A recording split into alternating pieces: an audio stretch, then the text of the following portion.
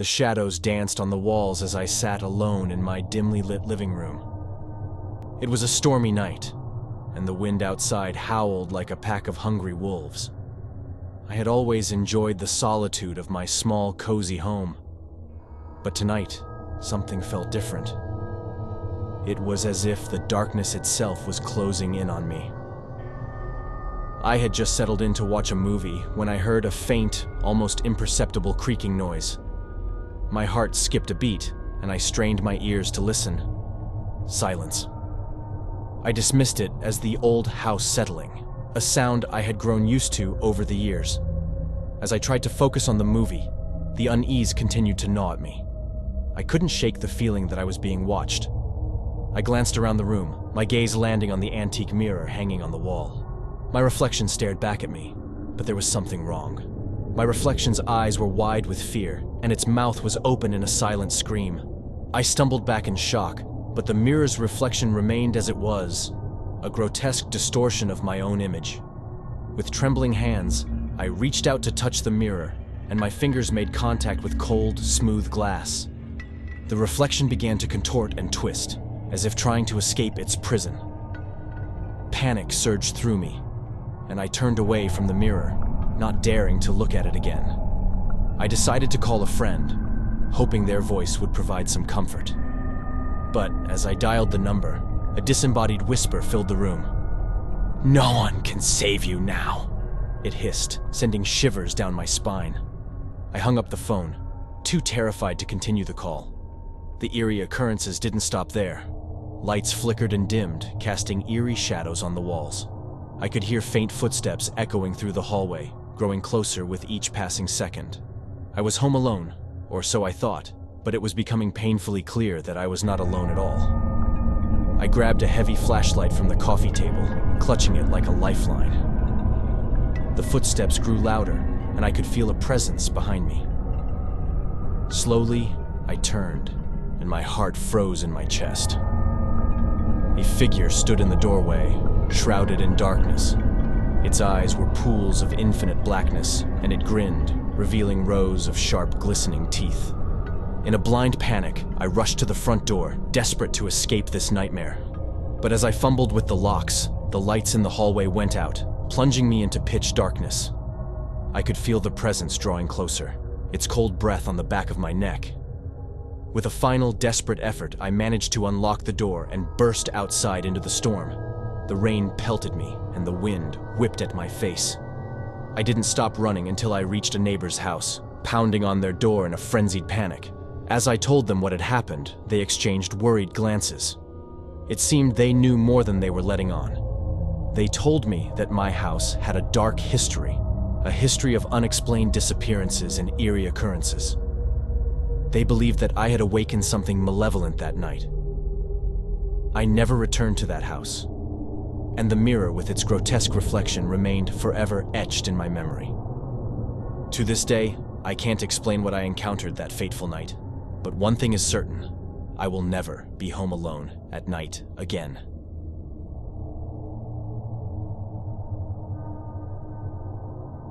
The house was shrouded in darkness as I stepped through the front door, the echoes of my own footsteps disturbing the eerie silence. My parents had gone away for the weekend, leaving me alone in our old, creaky home. It was a situation I had always looked forward to, a weekend of absolute freedom. Little did I know that freedom would soon turn into a nightmare. The evening began innocently enough. I made some popcorn and settled in on the couch, ready to binge-watch my favorite TV series. The rain tapped on the windows like an insistent visitor, but I felt snug and secure within my cozy sanctuary. That's when I first heard it. A faint, distant whisper that seemed to emanate from the walls themselves. I brushed it off as my imagination, the product of an overactive mind in the stillness of the night. But as I continued to watch, the whisper grew louder, more distinct. It was like a chorus of ghostly voices, murmuring secrets I couldn't decipher. Goosebumps crept along my skin, and a sense of unease settled in the pit of my stomach. I tried to dismiss it, blaming the old house's quirks. I paused the show and ventured into the kitchen, hoping to distract myself. The flickering light above the sink cast strange, dancing shadows. As I reached for a glass of water, I saw a reflection in the window. A reflection of a figure standing behind me. My heart leaped into my throat and I spun around. But there was nothing there. Just the empty kitchen, illuminated by the soft glow of the refrigerator's light. I felt a chill run down my spine, but I told myself it was just a trick of the dim lighting. I returned to the living room, trying to shake off the unease. But the whispering had grown louder, and it was no longer confined to the walls. It was as if the voices were right there with me in the room, their words indecipherable but undeniably menacing. My phone buzzed with a message, and I nearly dropped it in my panic. It was a text from an unknown number, a jumble of letters and numbers. I stared at the message, trying to make sense of it when a cold hand clamped down on my shoulder. I screamed and spun around, but there was nothing there. My pulse raced as I stumbled back, gasping for breath. I fled to my bedroom, slamming the door shut and locking it. I clutched my phone, contemplating calling the police, but I couldn't find the courage to dial the number. The whispering had become a cacophony, an oppressive symphony of malevolent voices that seemed to come from every corner of the room. Hours passed in that locked room. As I huddled in the darkness, the whispering never letting up. At times, it sounded like a chorus of deranged laughter, and at others, like tormented wailing. I was paralyzed with fear, unable to escape the clutches of whatever malevolent force had invaded my home. Morning finally arrived, and the whispering gradually subsided. I unlocked the door and stepped out, my eyes red-rimmed and my body exhausted. The house was still, as if nothing had ever happened. But the memory of that night lingers in my mind, a chilling reminder that sometimes, being home alone at night can turn into a terrifying ordeal, and the darkness can conceal horrors beyond imagination.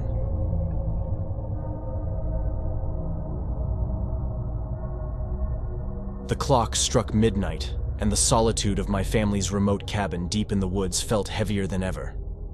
I was home alone, as my parents had gone into town, leaving me with nothing but the flickering firelight for company. The wind outside howled, and the trees scratched at the windows like bony fingers. I tried to shake off the unease and focused on a book, attempting to lose myself in its pages. As I read, I became aware of a faint, rhythmic tapping sound coming from somewhere within the cabin. I lowered the book, straining my ears to pinpoint the source of the noise. It wasn't long before I realized the tapping was emanating from the cellar door. I approached it cautiously, my heart pounding. The door was heavy, creaking as I opened it. The dark, narrow staircase descended into the abyss below.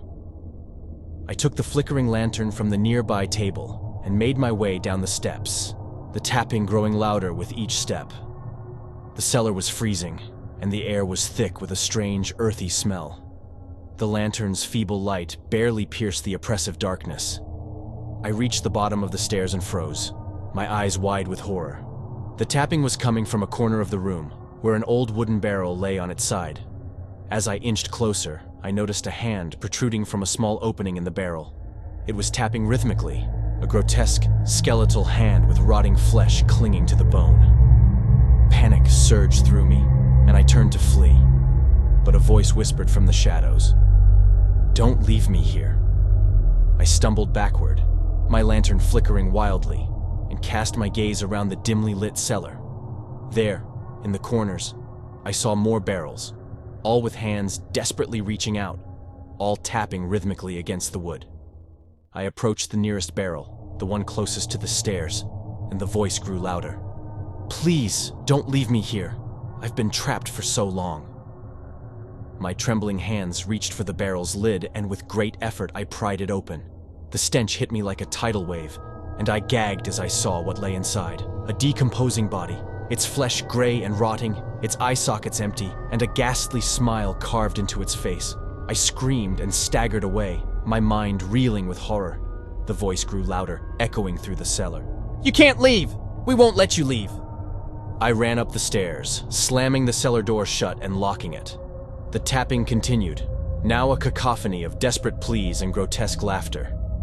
The lantern's light dimmed as I backed away, my heart racing. I knew I had to get out of the cabin, but as I reached for the front door, I found it wouldn't budge. It was as if the very walls of the cabin had come alive, trapping me inside. In a desperate frenzy, I searched for another way out. As I reached the window, I noticed the figures lurking in the darkness outside, their eyes empty, their grins menacing. They were the same as the one in the barrel, and they were closing in. I was trapped, with no escape from the horrors that had infested my once peaceful home. The tapping and voices continued, a relentless torment that would haunt me for the rest of my days. Home alone had become a waking nightmare, and I was bound to join the twisted chorus that echoed through the cabin, a chorus of the damned.